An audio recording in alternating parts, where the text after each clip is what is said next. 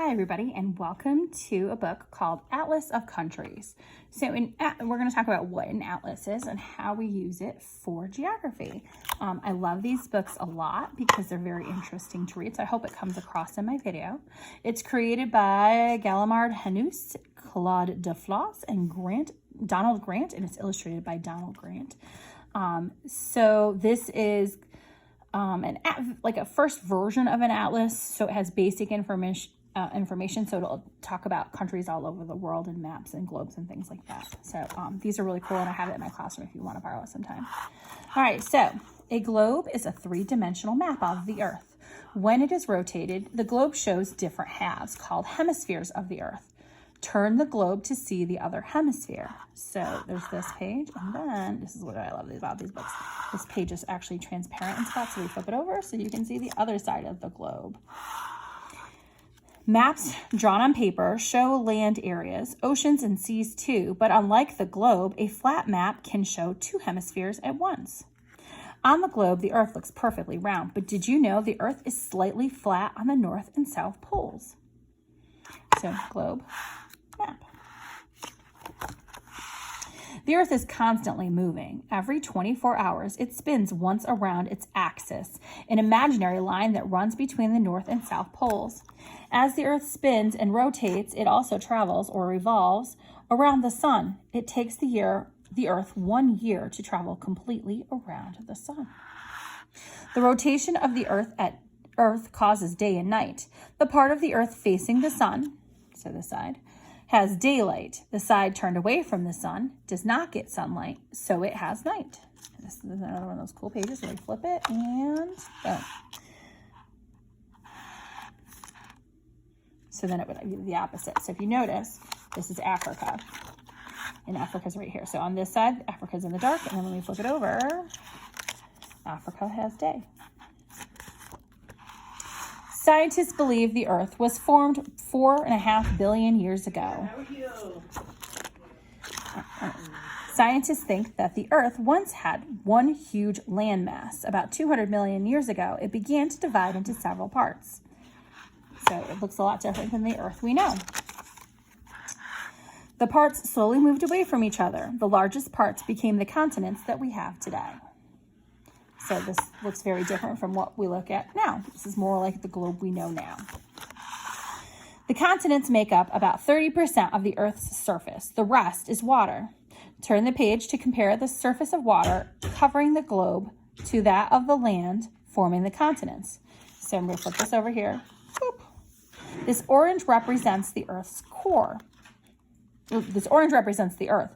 The thick outer skin of the Earth is its crust. Underneath the crust is a mantle and the outer core. The inner core is its very center. Most of the water found on Earth is in the oceans.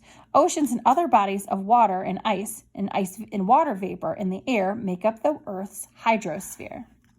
Waters of the hydrosphere are very important. Animals, people, and plants need the water to live.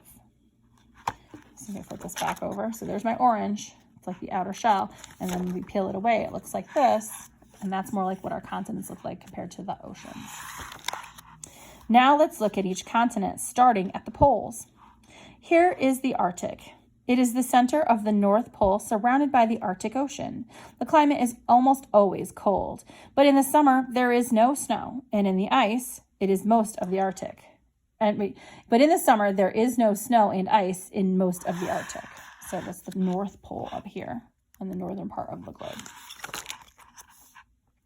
Here is the Antarctic. It is located at the South Pole and is the coldest continent on the Earth. There are no people here except for scientists and explorers who travel to Antarctica to study. So on the South Pole is Antarctica, one of our 7 continents. So if you look at this one, it says use the capital letters to represent the countries in Europe. Or these capital letters represent the countries in Europe. Use the letters to find the countries on the map. So I'm not going to do all of these, but there are quite a few on here. We have Denmark and Austria and Belgium. And Germany, Denmark, Austria, Belgium, Spain, Finland, France, Greece. And that's just in Europe. So I'm going to do it on both sides so you kind of see it. So here's Greece, the GR for Greece, Italy, Hungary. Now, some of these in here are super, super tiny, so they're hard to read too. Russia's over here. Finland's over here. Spain, Portugal, Italy. Russia is the largest country, the biggest country in Europe. So there's Russia right there. It is the largest country in Europe. So if you look at the tiny map, that's Europe. So we've talked about Antarctica and we've talked about Europe. North America, there we go. North America also includes Alaska, which is up here, Alaska, Canada, the United States, Mexico, and some smaller Caribbean islands. So this is all North America. Also, it doesn't say it, but it also includes Greenland too. I always thought it was in Europe. I have to look at that. Then down here is South America, which has the Pacific Ocean. And South America has 12 independent countries, but 2 languages, Spanish and Portuguese. And these are all the countries in South America, which we will talk about later in this year as well. Let's look at that way.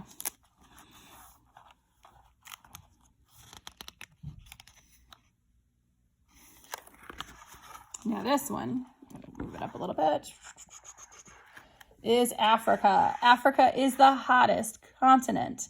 The Sahara is the world's largest desert, and it is in the north. So this is all of the African continent. Some of these may have changed since this book has been written. So a lot goes on in Africa. Much of the African landscape is grassland. Thick tropical rainforests are also found in Central and Western Africa. So this is Africa. We'll talk a little bit about Madagascar when we talk about Africa. So we've talked about North America, South America, Africa, Europe, and Antarctica. This one is Asia. Asia is the largest continent and it has the most people.